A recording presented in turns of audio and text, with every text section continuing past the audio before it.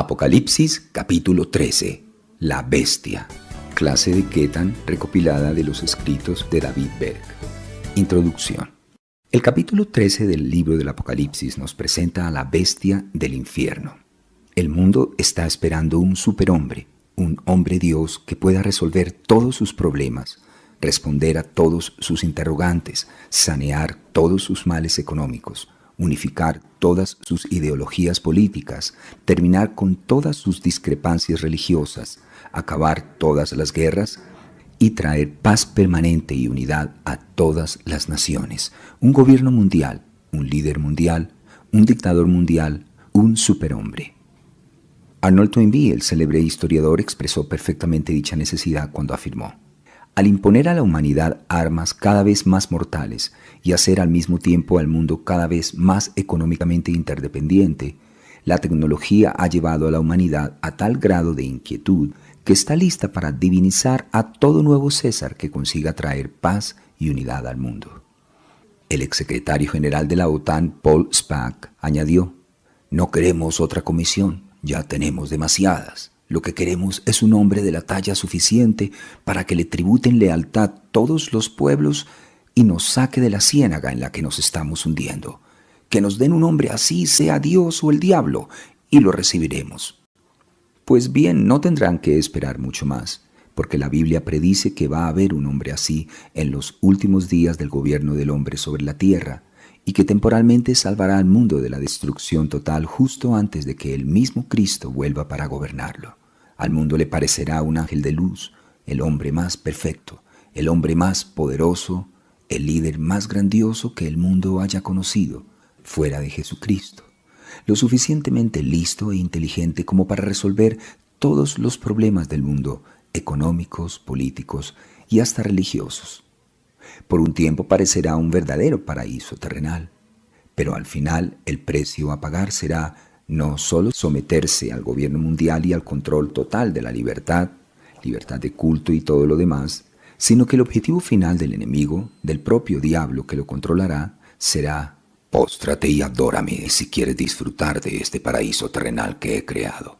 He aquí que te entrego todos los reinos de la tierra, pero el precio es que te postres y me adores.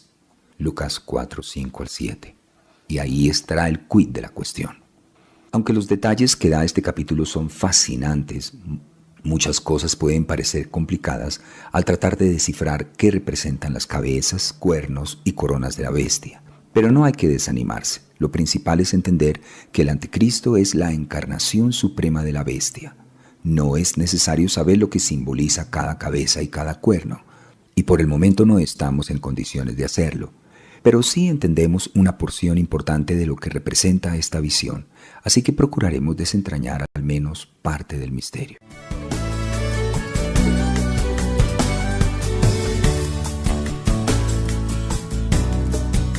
Apocalipsis 13:1. Me paré sobre la arena del mar y vi subir del mar una bestia que tenía 7 cabezas y 10 cuernos, y en sus cuernos 10 coronas, y sobre sus cabezas un nombre blasfemo. ¿Qué representa el mar? El mundo, el océano de las multitudes del mundo. Esa bestia sale de las masas de la gente del mundo. Representa los reinos de los hombres, gente de algún tipo. El capítulo 17 del 7 al 10 da más detalles sobre dicha bestia. Y el ángel me dijo: ¿por qué te asombras? Yo te diré el misterio de la bestia, la cual tiene las 7 cabezas y los 10 cuernos. Esto para la mente que tenga sabiduría. Las 7 cabezas son 7 montes y son 7 reyes. 5 de ellos han caído, uno es, y el otro aún no ha venido. Y cuando venga, es necesario que dure breve tiempo. Son reyes, y en ese caso no son solamente personas, sino que pueden ser reinos o imperios.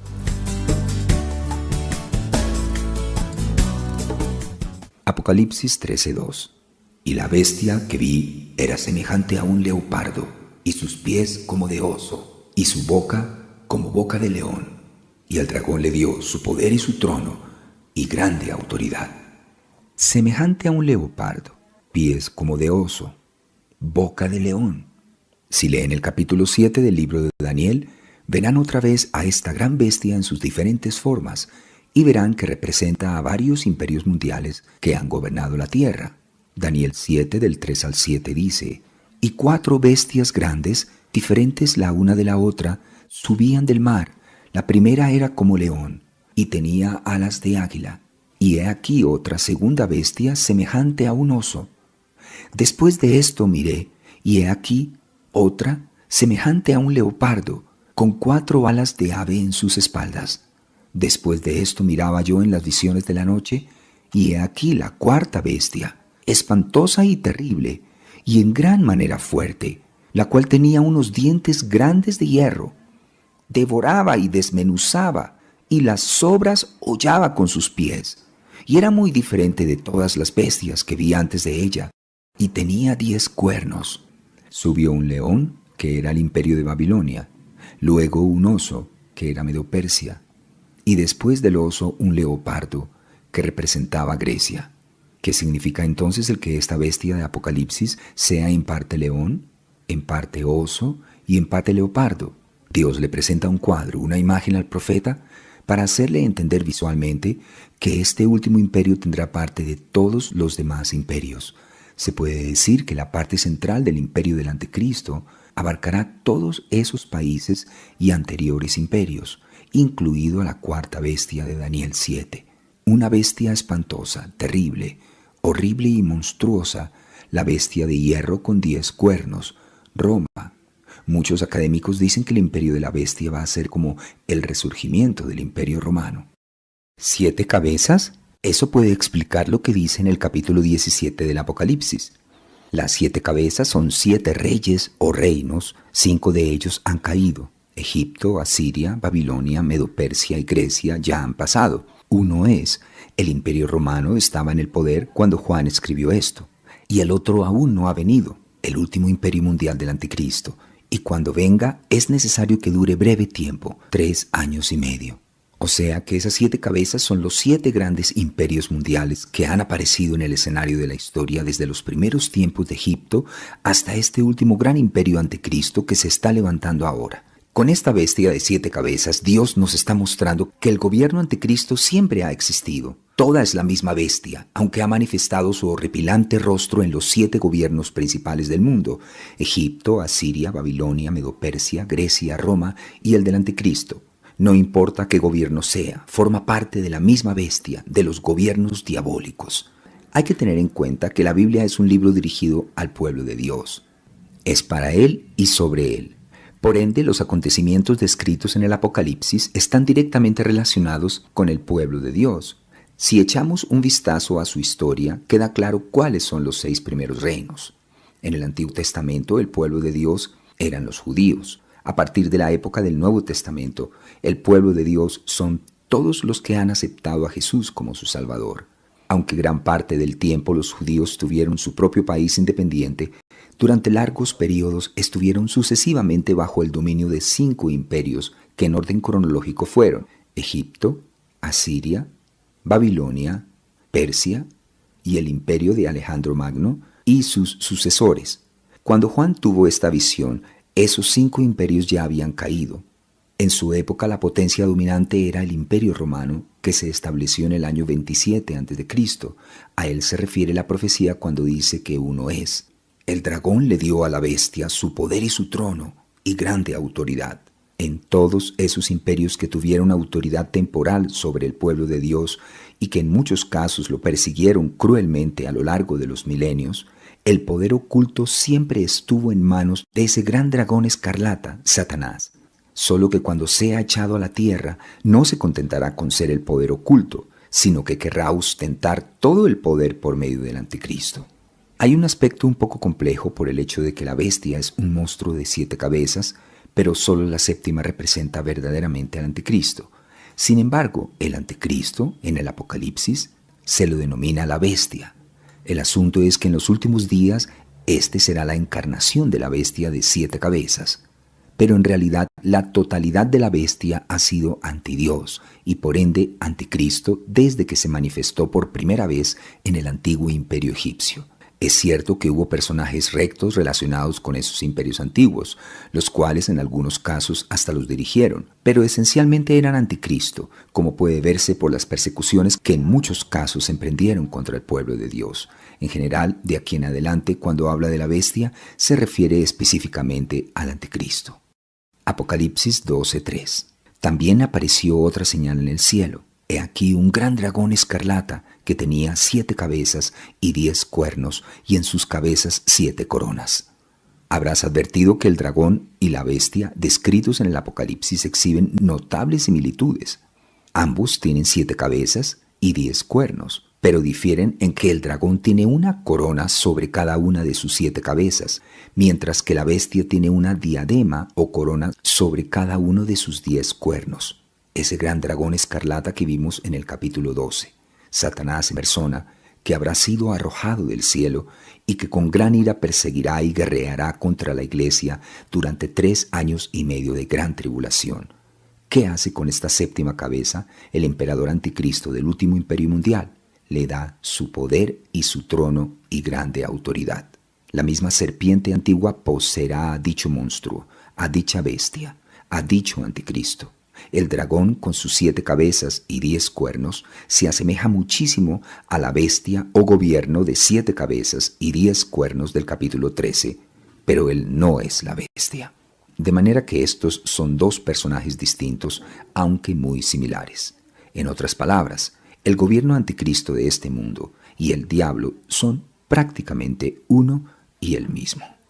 Daniel 8:23 al 25 dice: Y al fin del reinado de estos, y cuando los transgresores lleguen al colmo, se levantará un rey altivo de rostro y entendido en enigmas, y su poder se fortalecerá, mas no con fuerza propia, con el poder de Satanás, y causará grandes ruinas, y prosperará, y hará arbitrariamente, y destruirá a los fuertes y al pueblo de los santos.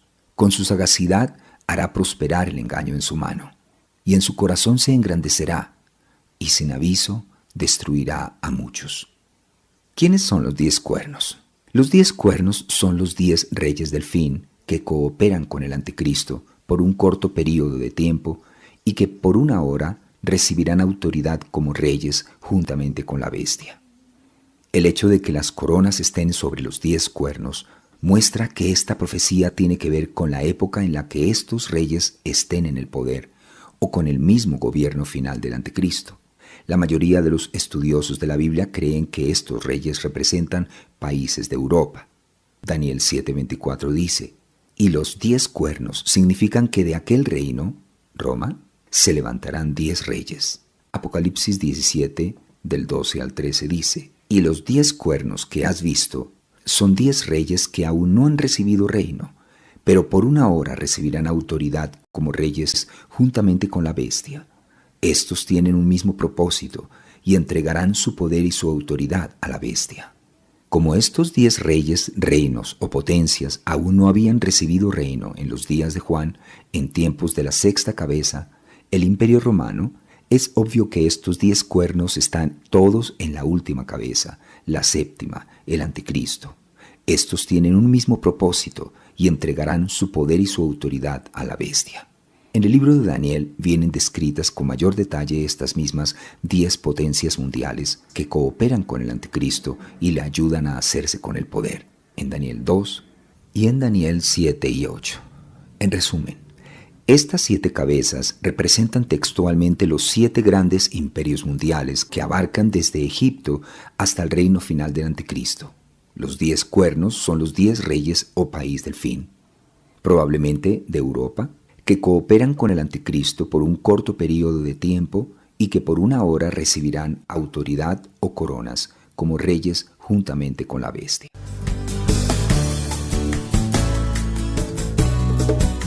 Apocalipsis 13:3. Vi una de sus cabezas como herida de muerte, pero su herida mortal fue sanada, y se maravilló toda la tierra en pos de la bestia. Segunda a Tesalonicenses 2, del 8 al 12 dice: Y entonces se manifestará aquel inicuo, a quien el Señor matará con el espíritu de su boca, y destruirá con el resplandor de su venida. Inicuo cuyo advenimiento es por obra de Satanás, Satanás, con gran poder y señales y prodigios mentirosos, y con todo engaño de iniquidad para los que se pierden, por cuanto no recibieron el amor de la verdad para ser salvos. Por esto Dios les envía un poder engañoso, para que crean la mentira, a fin de que sean condenados todos los que no creyeron a la verdad, sino que se complacieron en la injusticia. ¿Qué quiso decir con lo de vi una de sus cabezas como herida de muerte, pero su herida mortal fue sanada? Sabemos que se refiere a la séptima cabeza, al anticristo, porque más adelante en este mismo capítulo vemos que éste tiene un falso profeta, un promotor que hace que la tierra y los moradores de ella adoren a la bestia, cuya herida mortal fue sanada, mandando a los moradores de la tierra que le hagan imagen a la bestia, que tiene la herida de espada, y vivió. Apocalipsis 13, del 12 al 14. Dos interpretaciones. Primera. Inicialmente, al llegar al poder y confirmar el pacto de 7 años, en Daniel 9:27, el anticristo será la cabeza de este séptimo gran imperio, solo que aún no se siente anticristo en toda su dimensión. Todavía no habrá sido plenamente poseído por el diablo.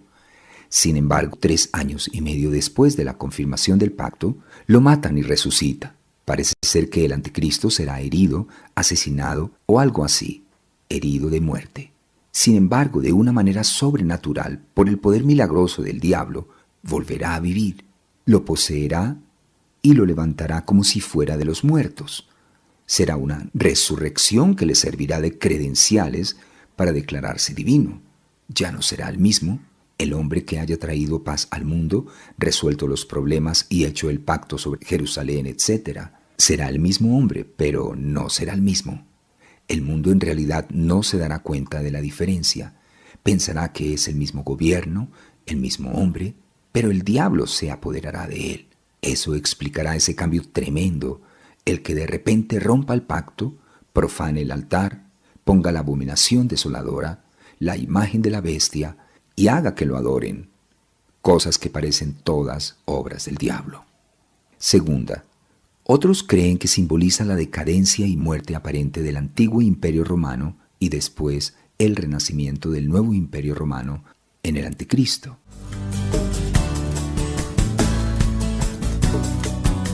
Apocalipsis 13:4. Y adoraron al dragón que había dado autoridad a la bestia, y adoraron a la bestia diciendo: ¿quién como la bestia? ¿Y quién podrá luchar contra ella?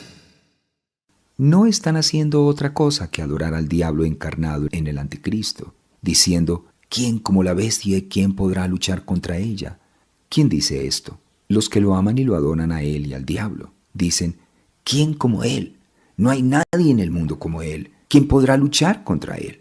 No es extraño que el anticristo sea tan poderoso, que sea un superhombre y un realizador de prodigios, porque por fin Satanás es lanzado del cielo y en su furia, sabiendo que le queda poco tiempo, poseerá al anticristo, a la bestia, y hará que sea un superhombre, el diablo encarnado, Satanás en la carne, del mismo modo que Jesús era Dios en la carne. Él será el diablo en persona, que manejará el mundo y lo obligará a adorarle, e intentará matar a todo el que se niegue. El diablo, el Dios de este siglo, como dice en 2 Corintios 4:4, eso es lo que él siempre ha querido, que todo el mundo lo adore, y lo conseguirá durante un tiempo, exceptuándonos a nosotros y a otros que aman al Señor y que se atreverán a desafiarle y presentarle resistencia.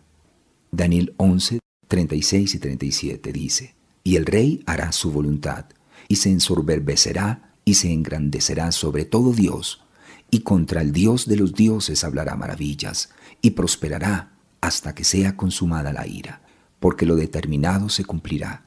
Del Dios de sus padres no hará caso, ni del amor de las mujeres, ni respetará a Dios alguno, porque sobre todo se engrandecerá. Segunda a Tesalonicenses 2, versículos 3 y 4 dice: nadie os engañe en ninguna manera, porque no vendrá sin que antes venga la apostasía y se manifieste el hombre de pecado, el hijo de perdición, el cual se opone y se levanta contra todo lo que se llama Dios o es objeto de culto, tanto que se sienta en el templo de Dios como Dios, haciéndose pasar por Dios.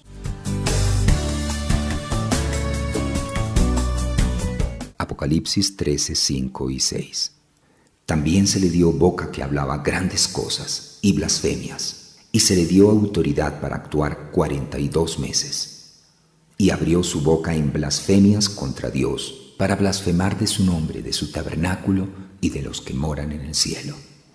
Esta descripción de la lengua larga del anticristo también fue utilizada por Daniel en las diversas descripciones que hizo de él.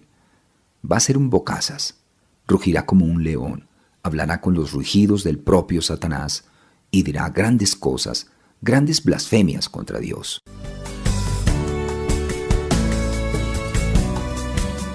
Apocalipsis 13:7. Y se le permitió hacer guerra contra los santos y vencerlos. También se le dio autoridad sobre toda tribu, pueblo, lengua y nación. ¿Cómo? ¿Quieres decir que el anticristo vencerá a los santos? ¿Que triunfará? Bueno, durante la Guerra Fría parece que los comunistas ganaron, que verdaderamente vencieron a la Iglesia en Rusia y en Europa del Este. Parece que los comunistas han vencido a la Iglesia en China. ¿Quiere eso decir que la Iglesia ha desaparecido y dejado de existir para siempre? Únicamente han terminado con su poder temporal. Únicamente han limitado su poder político y económico. China tiene millones de cristianos en las iglesias de casa, a pesar de todas las persecuciones durante los últimos 60 años. Pero les ha venido bien, porque los ha fortalecido espiritualmente y ha provocado un reavivamiento. Y por eso ha permitido el Señor que suceda. Aunque el anticristo se le permita vencernos físicamente, acabando evidentemente con el poder temporal organizado de la iglesia, no nos vencerá ni podrá dominarnos espiritualmente.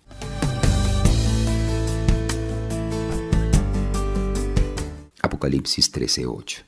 Y la adoraron todos los moradores de la tierra, cuyos nombres no estaban escritos en el libro de la vida del Cordero que fue inmolado desde el principio del mundo. El libro de la vida es el libro donde están anotados todos los hijos de Dios. Daniel 12:1 dice: En aquel tiempo se levantará Miguel, el gran príncipe que está de parte de los hijos de tu pueblo, y será tiempo de angustia, cual nunca fue desde que hubo gente hasta entonces. Pero en aquel tiempo será libertado tu pueblo, todos los que se hallen escritos en el libro. Primera de Pedro 1, 19 y 20 dice: Sino con la sangre preciosa de Cristo, como de un cordero sin mancha y sin contaminación, ya destinado desde antes de la fundación del mundo, pero manifestado en los postreros tiempos por amor a vosotros. Apocalipsis 17:8 dice: La bestia que has visto era y no es, y está para subir del abismo e ir a perdición, y los moradores de la tierra, aquellos cuyos nombres no están escritos desde la fundación del mundo en el libro de la vida, se asombrarán viendo la bestia que era y no es y será.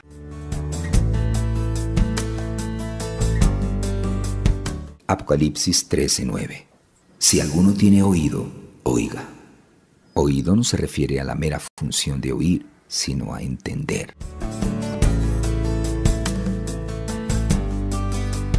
Apocalipsis 13:10. Si alguno lleva en cautividad, va en cautividad. Si alguno mata a espada debe ser muerto. Aquí está la paciencia y la fe de los santos. Hebreos 6:12 dice: a fin de que no os hagáis perezosos, sino imitadores de aquellos que por la fe y la paciencia heredan las promesas. Mateo 26:52 dice: entonces Jesús le dijo: vuelve tu espada a su lugar, porque todos los que tomen espada a espada perecerán.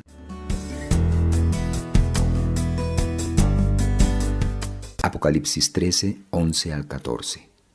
Después vi otra bestia que subía de la tierra, y tenía 2 cuernos, semejante a los de un cordero, pero hablaba como dragón, y ejerce toda la autoridad de la primera bestia en presencia de ella, y hace que la tierra y los moradores de ella adoren a la primera bestia, cuya herida mortal fue sanada. También hace grandes señales, de tal manera que aún hace descender fuego del cielo a la tierra delante de los hombres, y engaña a los moradores de la tierra con las señales que se le ha permitido hacer en presencia de la bestia, mandando a los moradores de la tierra que le hagan imagen a la bestia que tiene la herida de espada y vivió. Apocalipsis 19:20 dice: y la bestia fue apresada y con ella el falso profeta que había hecho delante de ella las señales con las cuales había engañado a los que recibieron la marca de la bestia y habían adorado a su imagen. Estos dos fueron lanzados vivos dentro de un lago de fuego. Mateo 24:24 dice: porque se levantarán falsos cristos y falsos profetas, y harán grandes señales y prodigios, de tal manera que engañarán, si fuere posible, aún a los escogidos. Este es el falso profeta. Parece un cordero, pero habla como el dragón. ¿Y quién es el dragón? Satanás. Tiene la voz y las palabras de Satanás, del diablo. Es el falso profeta del anticristo. Se puede comparar con la Trinidad, y aunque esa palabra no viene en la Biblia, se emplea para describir al Padre, al Hijo y al Espíritu Santo. Pero el diablo lo imita casi en todo. El anticristo será un Mesías de imitación, el hijo del diablo. Satanás es el dios de este mundo. Su hijo será el anticristo, y este falso profeta simboliza su espíritu. Es su espíritu el que anuncia sus palabras, quien se las anuncia al mundo, hasta hará que le hagan la imagen. Será como su ministro de propaganda, el que le hará publicidad y propaganda, y hablará en su lugar y hará que le hagan una imagen.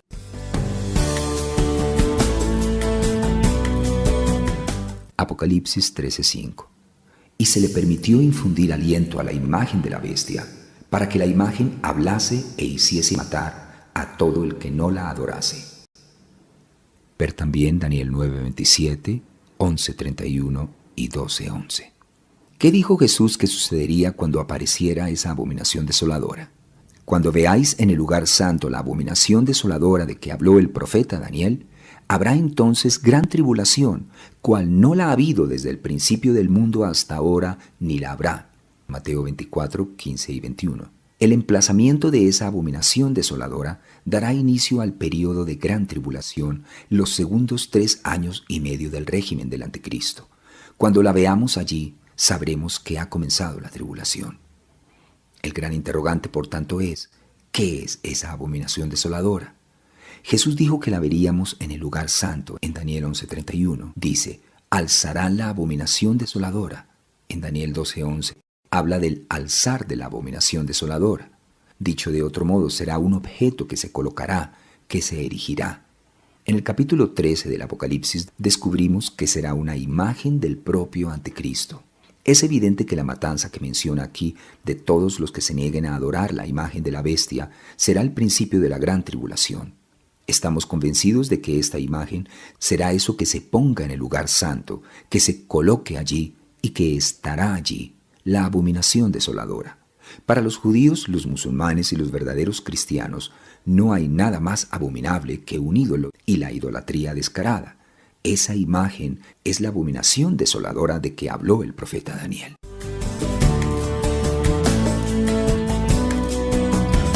Apocalipsis 13, 16 y 17. Y hacía que a todos, pequeños y grandes, ricos y pobres, libres y esclavos, se les pusiese una marca en la mano derecha o en la frente, y que ninguno pudiese comprar ni vender, sino el que tuviese la marca o el nombre de la bestia o el número de su nombre.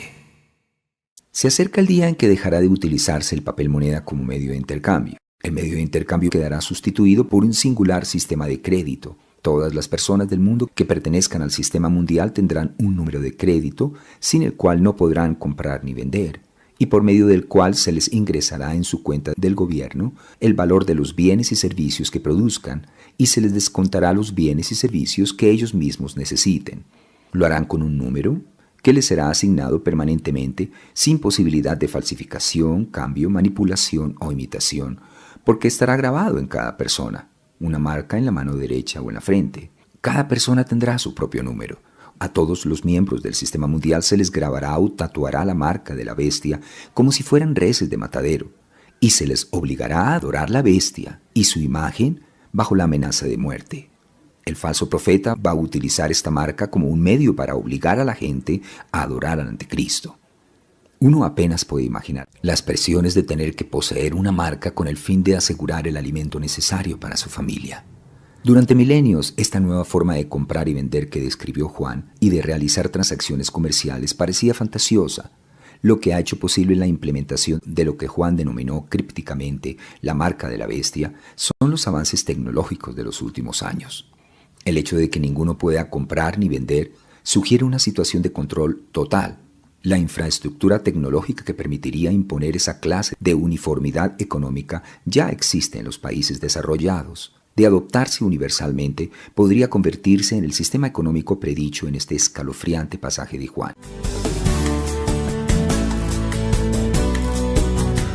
Apocalipsis 13:18. Aquí hay sabiduría. El que tiene entendimiento cuente el número de la bestia, pues es número de hombre, y su número es 666. ¿Y qué del número 666? Por el momento no se puede sino especular sobre lo que podría ser, aunque es probable que tenga que ver con la asignación de un número único a cada persona, como se hace hoy en día en muchos países con el número de la cédula de identidad o de la seguridad social. La Biblia dice crípticamente que descifrar la significación de este número requerirá sabiduría y entendimiento, pero cuando se haga patente quedarán confirmadas las nefastas predicciones relacionadas con el mismo. En capítulos posteriores del Apocalipsis, Juan predice un destino terrible para quienes lleven esa marca y acepten al anticristo. Si alguno adora a la bestia y a su imagen y recibe la marca en su frente o en su mano, él también beberá del vino de la ira de Dios, que ha sido vaciado puro en el cáliz de su ira, y será atormentado con fuego y azufre, y el humo de su tormento sube por los siglos de los siglos. Y no tienen reposo de día ni de noche los que adoran a la bestia y a su imagen, ni nadie que reciba la marca de su nombre. Apocalipsis 14, del 9 al 11. Esa condenación está ligada a dos condiciones: aceptar la marca y adorar a la bestia. Tal vez no esté mal aceptar la marca siempre y cuando uno no rinda culto al hombre diabólico que la instituirá. En todo caso, ¿no será correr un riesgo excesivo? Aunque la bestia maldiga y persiga a quienes se nieguen a aceptarlo y a integrarse en su sistema, es un consuelo saber que actuará por poco tiempo y que su destino final está predeterminado. Es el Rey de los perdedores, Jesucristo, y quienes lo amamos y lo seguimos obtendremos un triunfo glorioso y eterno en la gran tribulación, como vamos a ver en el capítulo que sigue.